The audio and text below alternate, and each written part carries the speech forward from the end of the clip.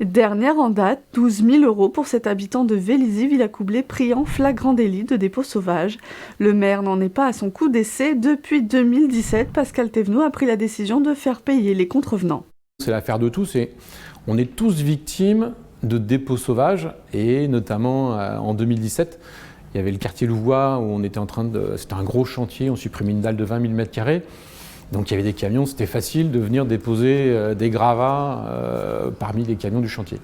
Et donc là on en a eu assez, c'est là qu'on avait déclaré en préfecture une caméra de surveillance. Et j'avais dit que le premier qu'on attrape, je lui ramène. Et ça n'a pas raté, il y en a un qui a balancé.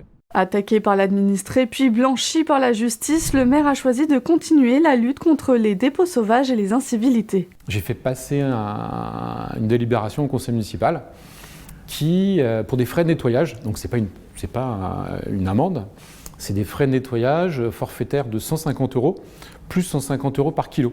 C'est-à-dire que de temps en temps, on fait des opérations au coup de poing grâce à la vidéosurveillance. Le but, faire prendre conscience aux administrés de l'impact des dépôts sauvages, une initiative plutôt bien accueillie.